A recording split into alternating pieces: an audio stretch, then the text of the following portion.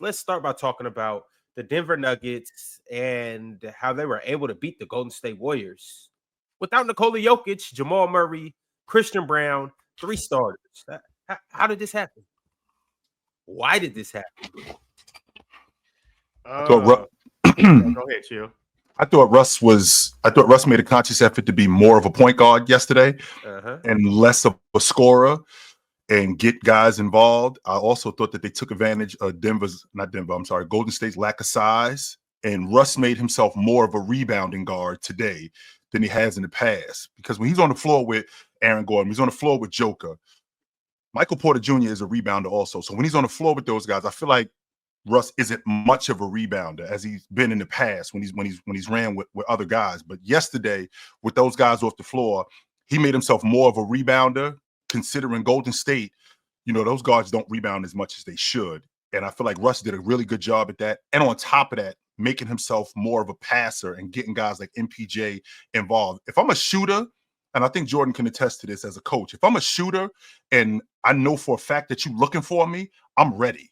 And I feel like Russ was doing that with MPJ. He consistently looked for him, getting him involved in the offense. Same thing with Aaron Gordon. I feel like Aaron Gordon dive into the basket harder because he knew Russ was looking for him. So I feel like those were the keys to them winning yesterday, on top of them just being much better in transition as a defensive team. I mean, number one, I'm curious to see how Denver is going to play that now that they, look like Aaron Gordon and Russell Westbrook got something going on. Curious to see how they're going to play that later on in the playoffs. But Aaron Gordon getting 38, that's Teron, to answer your question, why? That's why. Like him getting 38, I didn't see that coming. Number one. Yeah, so it's kind of like, he get 38 and then Steph shoot, 6 for 21 or something like that. So recipe for losing. I mean, to be honest with you, so not so much a big deal, but I mean, Russ it's a getting huge 6. Deal. Why? What do you mean why? You guys beat a team, the hottest team in the NBA, a team with Steph Curry and Jimmy Butler, without your best player, second best player, best perimeter defender, starter. You were 3 starters down. They were at full strength. That's a huge deal.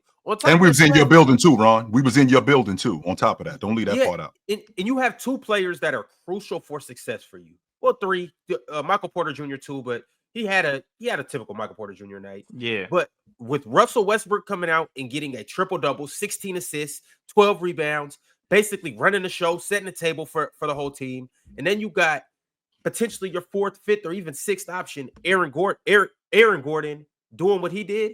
Like that's a lot. This could be a game that sets something forward for these guys, especially for Aaron Gordon. This could be a game where for the rest of the year, now Aaron Gordon's just playing on a whole different level. Pump your brakes. Jordan, don't forget, Jordan. If the season ended today, I mean before last night, if the season ended last night, that's what they got to see in round 1. Golden State, they got to see Denver. Yeah, that's cool. I don't know how many times Steph gonna go 6 for 21. I don't know how many times Aaron Gordon gonna have 38.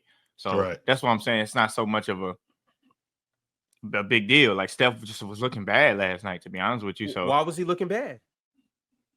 Did it ain't because of what they did. No, it ain't because of that, Ron. Come on, Ron. It ain't because of that. So you think that you think Denver just had a bad night? I mean, I think that they was much better coming off screens. Golden State just had a bad night. I think we got to give more credit to Denver as a defense yesterday than we do in the past. I mean, they were much better in transition yesterday. Why? Because Jokic was out. I think Jokic may have something to do with that. Sure, yeah. I think, but and that's not a bad thing. When your best player is off the floor, okay, we gotta adjust, knowing for a fact that he's not going to play. So let's be clear, Jordan. It's a difference between playing with Joker, knowing that he's going to the bench for 6 minutes, 7 minutes, as opposed to we don't have him at all for the night. So we got to adjust our game. We got to adjust how we play. Our defense goes back to my original point about Russ. Now, our best rebounder is out. I got to crash the glass more. Our best scorer is out. I got to get other guys more involved in the game. Now, their game plan is not going to be any different against me in terms of, them looking for me looking for me to shoot the basketball. No, I don't think that that's any different. But I, as a lead guard, I got to do more now that our best scorer is out. And I understand what your point is about if if Aaron Gordon's scoring 38 to 40, like we ain't got a shot. Right. I get that. But Aaron Gordon is a viable scorer. He can give me 17, 18 a game. He could give me 15 to 18 a game, especially with Russ playing like Russ is playing. But no Jamal Murray, not only no Jamal Murray, no Joker, and no Christian Brown. So, and that defense was as good as it was yesterday, which means that that's motivation for those guys. That if they play like this without us, we get us back on the floor. They looking at Golden State like we can handle these dudes. Yes. And this is a big confidence game for Aaron Gordon too. And I know you're saying pump your brakes, but I also do want to just take a look back into the future. Remember Aaron Gordon a look back into the past. And for what it's worth, Aaron Gordon used to look back in the future. Let me take a look back into the past. And for what it's worth, Aaron Gordon used to be a number one option. Aaron Gordon, I'm not saying he was a scorer. I'm not saying he averaged 30 or anything like that. But Aaron Gordon has played nights where he was the number one option and where he's filled up the score, the stat sheets. He did it again last night. And also, too, I want to take another look back into the future. Right. Aaron Gordon this year is shooting 45% from three. Now, I know, Mars. Ooh, it's Aaron Gordon. He's cracking them. He's 1.5 for three threes a game. Last night he went 4 for 6. But once again, this could be a big confidence game for Aaron Gordon moving forward into the playoffs. When they leaving them open, we need you to knock these down. You're shooting 45%. You showed us in a big game like this that you can knock them down. This could be one of them games where it's like, yo, Ron, let me tell you something. You need to stop looking back into the future because you're out your damn mind. That's what you need to do. You need to stop looking back in the future. Looking back into the future. Number one, that you don't look back in the future. That's number one. Number two, it depends where you're at. I hate to step in and interrupt this intense yap session that you're currently watching, but I just have to inform you on all the amazing, spectacular, fabulous, endless ways to play and win over at Prize Picks. Basketball fans, I know the season is just tipping off. Yes, I know this. But you know what that means? It means that you have an opportunity to pick your favorite players and their matchups that are the most thrilling, and you can win money from these. With Prize Picks, you can play daily NBA contests and test your hoop knowledge by choosing the player projections and every single stat line imaginable to make your Prize Picks and take home some nice hard-earned cash. Are you a rookie in the game? Don't even sweat it. I got the playbook for you right here. All you have to do is download Prize Picks, use promo code PANEL, and you will get $50 instantly when you play 5 here with Prize Picks. So what are you waiting for? Download Prize Picks, use promo code PANEL, and join me as we break down all of our amazing daily picks right here on the panel. Prize Picks. Run your game, control your game, win your game. It's easy, baby. It's easy. I don't know where I could be at where I could do that. It's where you at. Number two, I get you, but things change when Jokic is out there. Like, you know, you when you know Jokic isn't out there, you know somebody had to step up and you can claim the ball a little bit more in different ways. When Jokic is out there, you get I'm not saying Jokic is their problem because that's their guy, but it won't be the same while he is out there. You're not gonna have nobody just allowing him to get busy and go to work like how him and Russ centered and focused on that yesterday. So it's gonna be a little bit different. That's why I'm not worried about it. I can't see him getting 38. If Aaron Gordon got 15 last night, they lost. So or like I just can't see Golden State having to worry about that. I don't think Golden State worry about that at all. Actually, Denver kind of struggles with Golden State too because of how they move, how Golden State move off the ball with Jokic out there. So I don't think they worried about that, to be honest with you. If if Aaron Gordon had gotten 15, they would have lost. That sounds like a Golden State problem that he got 38 then. That doesn't sound like an Aaron Gordon problem. That's exactly what that sounds like. I'm not saying it's not Aaron Gordon's problem. I'm just saying as a player for Golden State, if I'm on the staff or if I'm on the team, I'm not really worried. It's like, all right, bro, he had to get 38 to beat us by 10. Like, okay, I'm cool with that. We know what we did wrong. We got to play better. And Steph shot 6 for 21. I'm not so worried about Steph going 6 for 21 in the playoffs. I'm not worried about that. You're not going to convince me that Denver defense made Steph look like out of his body last night. Like, no. Well, you're not going to stop Steph Curry. Well, wait a minute. See, that's where the divide comes between you and me, Jordan, because I'm not saying that you're going to stop Steph Curry. What you are going to do is you're going to make it difficult. You're going to chase him off screens. You're going to put a hand in his face. You're going to do everything. You're going to find him in transition. You're going to limit his touches, which is what Denver did last night.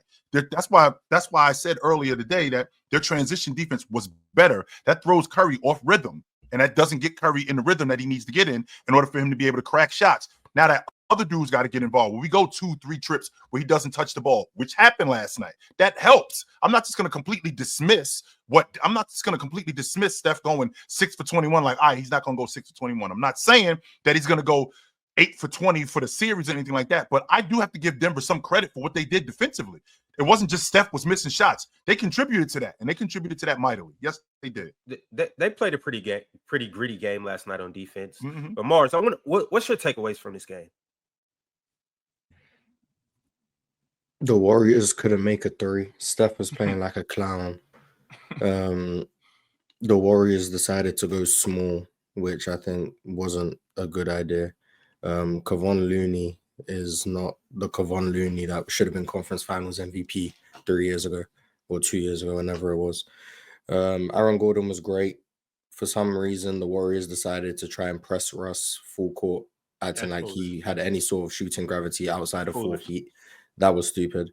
But you still give the Nuggets credit for coming out and winning without their two best players and Christian Brown.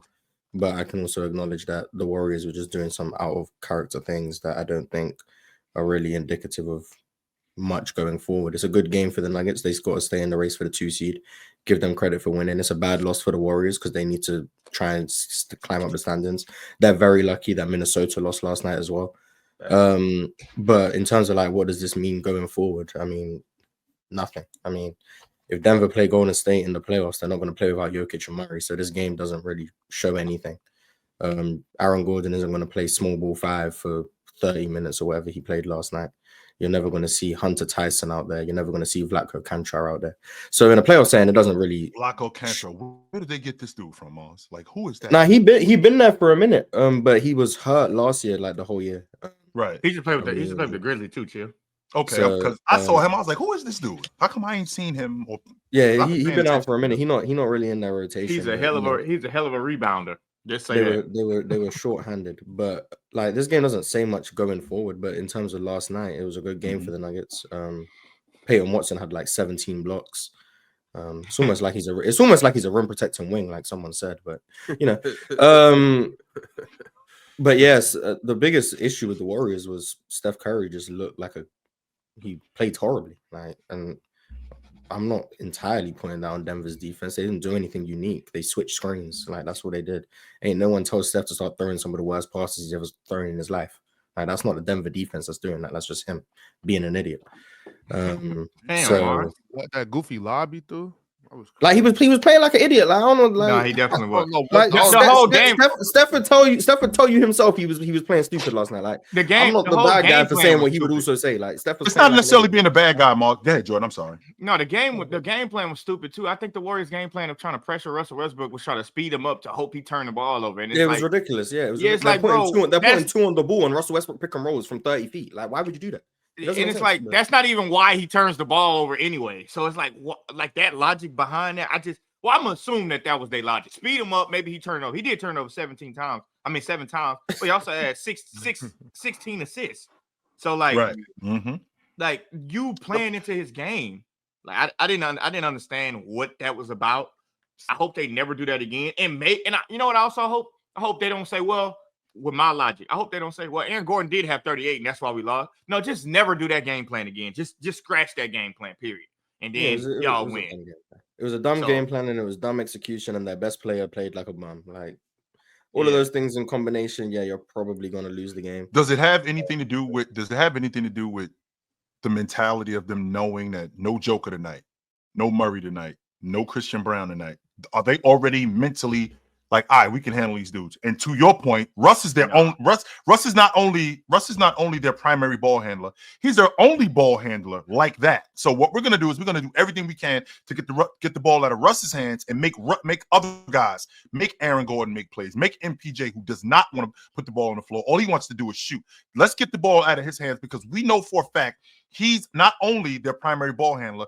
All of these dudes aren't getting shots unless Russ has the ball. Aaron Gordon is not creating shots for himself. MPJ is not creating shots for himself. None of these guys are creating shots for themselves without Russ. So let's get the ball out of Russ's hands. Let's trap Russ. Let's double Russ. And let's speed Russ up to get the ball out of his hands. That very well could have been the game plan. I don't think it was the idea of backing off Russ to make him shoot. Or we can do that in the half court. We don't have to worry about Russ being a viable threat outside half court. I'm talking about outside of half court. No, we don't have to worry about that.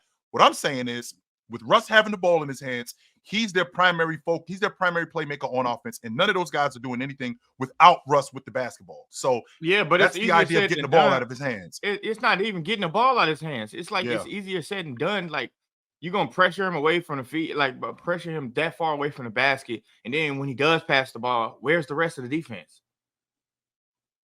When Russ passes the ball, where's the rest of Golden State's defense? Yeah. Well, I think that's the idea, Jordan. I mean, the Why? idea is to like that doesn't make no sense. Here's the idea is to make everybody else. All right, we're gonna live with Aaron. That's why they lost, because we just talked about Aaron Gordon going for 38, right? With MPJ doing what MPJ did. We're gonna make everybody else make plays. We're gonna do everything we can to get the ball out of Russ's hands, make Russ speed up, and make MPJ, make Aaron Gordon make shots. Well, their plan ended up backfiring. And to Mars's point, I mean, they switch everything. I mean, we've seen. It's not like we haven't seen Steph Curry make bonehead plays. It's not like we haven't seen. Not that many though. Not that many. Mars, you were on record telling me in the 2016 finals that behind the back. Yeah, that behind the back pass is one of the dumbest plays I've ever seen. But he made like 6 of them in one game. Like it's ridiculous. Told me it was the worst. It was the worst pass you've ever seen in your life. It was, but I'm not saying he's not liable to make bad decisions. Like Steph is liable to make bad decisions, but making that many in one singular game, like that's ridiculous. And when it does happen, just saying because he's liable to do that, and every time he does it, it's a problem. Every time he does that, that's a problem. The fact that my point guard is liable to make as many bad decisions as Steph is liable to make, that's a problem. The fact that my primary ball handler is liable to be as reckless with the ball as Steph Curry was last night is a problem. And me pointing that out doesn't change how great he is historically, doesn't change that he's the greatest shooter of all time, doesn't change that he's one of the best offensive players ever. That's still a problem. He needed to be better last night, and he wasn't. People have bad games. I'm not going to use that as like, oh, that's the nail in the coffin for Steph's career. He's never been that good. I'm not going to do any of that. But last night he was bad. And it was a very, very bad game from him. And I'm not putting that on Denver's defense because Denver's defense didn't throw him any looks that he hasn't seen before, he hasn't dealt with before, and he hasn't been good against before. They didn't do anything spectacular. He just played horribly. And sometimes that happens. No one's perfect every game. I understand that. But when people do play poorly, I'm going to point it out. It doesn't mean that they're never going to play well again. Fair enough. Last night they were poor. And that's all it really is. Yep. And the Warriors couldn't make a three, so that didn't help either. They were shooting a bunch of threes, couldn't make any threes. Yeah, they went 8 for 33 all night. Yep. Any three that wasn't in the corner just didn't go in. Like the only person who could make a three was Gary Payton. Right. And like Steph made a few, like he made like 3 or something. But he went 4 for 14. Everyone else couldn't shoot. So it's just that's a bad combination. You can't shoot, you're turning the ball over, and your defensive game plan is atrocious. That's a bad recipe to win. And to your question of is it because they don't have Jokic and Murray, so they might have like just played down to the competition? That's possible. I mean, I think that's just human nature. When you know that a team isn't playing their best lineup, you might play down to competition. The only, I guess, issue I'd have with that is every game is super important for the Warriors right now, so they can't afford to do that. And B, for a team as experienced as the Warriors are, and the reason why I'm hearing people say they could still beat some of these teams in the playoffs is because of their S tier experience. They're so experienced, they know what it takes to go over the hump. Then a team that experienced should know better than to play down to their competition when games matter. And if they don't know better than to do that, then that's a problem. And maybe their experience isn't as valuable as people are saying. So I think it could be the reason. I just think it's an inexcusable reason, but it could be the reason. I'm not going to discount the possibility of that. I just think the Warriors should do better than have that be the reason. And I like to also add into that, to what you just said about playing down to the competition. Well, there's also the mentality of they're rolling right now. So the fact that Denver doesn't have 3 of their starters in the lineup, we rolling right now with what we do. It's not necessarily taking our foot off the gas, but with what we're doing, we should just be able just off the strength that we showed up and what we're doing right now, we should be able to beat them. Without their 3 starters, we should be able to beat them. I don't think it's necessarily playing down to the competition. It could be. That's why I brought that up. But I feel like just us showing up and they don't have 3 of their starters, and one of them is the best player in the league. With what we're doing, there's a confidence level that we already have. It's kind of like in the NCAA tournament where Kentucky plays against Youngstown State. Just off the strength that we playing you guys, we better than y'all, and we're going to beat you. Well, Golden State winning, 14 out of the last 15 games and playing against Denver, knowing that Denver's 3 starters are out of the lineup, we better than you guys. So we're going to beat you. I don't think that I mentality. don't think that was the case. I don't think To that give was up the case, 38 to Aaron Gordon? Yeah, that was the game plan, but I don't think they went in there like, we just gonna slack off. Not the Warriors who know that they starting late with we're getting pretty much their second best player. They're not taking no game for granted. That's why they've been beating the hell out of everybody else. Nobody like they played other teams that may not have been up to par, but it's not like we're gonna get to Denver and see Russell Westbrook, Aaron Gordon, and Michael Porter Jr. and say, well, we're not gonna play hard this. I mean, we're gonna take this for granted. No, that's not. I just can't see that. The Warriors play hard every damn game. Like pretty much. They just had a bad game plan. Steph had a bad game. The team had a bad game overall. So it's just, I don't think that was the case at all. I just don't think so. Yeah, and it was a lot of turnovers all night from both teams. It was damn near a circus out there. Aaron Gordon had 7 turnovers. Russ had 7 turnovers. Vlatko Kankar had 3 turnovers. Steph had 7 turnovers too. Who? Ron, who? Vlatko Kankar. Oh, I thought you said Flacco at first. Flacco, Wacko. Just look back into the future, no matter what. He had 4 turnovers. Steph Curry had 7 turnovers. Draymond had 4 turnovers. Jonathan Kuminga had 3 turnovers. Santos had 3 turnovers. It was an ugly game on both ends of the floor. It was a turnover party. Yeah. So can we just charge this up to the game? This is just one of those nights. I mean, I think that's part of it, that this could have just been one of those nights where, we just didn't have it going. I think this is a bad night to have one of those nights, especially when you in a playoff race and you playing against a team that you could possibly see in the playoffs. I think this is a bad night to have one of those nights, but it sounds like to me from what I'm listening to from you dudes that this was just one of those nights for Golden State. Now, will they get off the schneid and get back to it? No pass for this. I think Ben. I'm not giving him no pass. I just think ain't no one giving him balls. I don't care if Steph Curry went 0-for. Jimmy Butler got to win him that game. Draymond got to win him that game. Jonathan Kuminga got to win him that game. It's no way in hell that without Nikola Coca-Colich that you guys don't win this game. No Jamal Murray. It's no way you guys don't win this game. And on top of that, you're supposed to see these dudes in the playoffs, and y'all go out here and lay an egg like this. This shit is unexcusable. The Warriors ought to be ashamed of their damn selves. I just feel like Denver. I just feel like Denver's game plan was much better than we're giving them credit for. And again, I'm not saying that you stop Steph Curry, but I do think that he had that game plan and defensively with the switches. Even though he's seen all of that stuff before, I do think that it affected him in some way. It did affect him, and this is where we are with them. This is where we are with Golden State. Is, if I'm not mistaken, when's the last time Golden State beat Denver? The playoffs. That was in wasn't that 2021 or 2022, something like that? I don't know. I just made that up. I don't know. No, because I remember they beat him. I know Jokic hit that game winner. That's what I think it was the year that they won the NBA championship in 22. I think that was the last time. That's why I assumed, but I'll check. So this year against the Nuggets, they're 0-1. Last year against the Nuggets, they were 0-1, 0-2, 0-3, 0-4. So they didn't beat them last year. Denver's championship year, the Warriors were 0-1, 0-2, 0-3, 0-3. So they didn't beat them that year. So then the championship year, they were 0-1, 0-2, 0. It was the 2022 playoffs. That was the last time they beat them. That was the last time they beat them. The 2022 playoffs. And they haven't beat. They beat them in the regular season like year 2 in March, but the last game they beat them was April 27th, 2022. Wow, that's So impressive. we're approaching Almost 3 years. So we're approaching almost 3 years since they beat them. Wow. Yes. Interesting. It's the player choice break.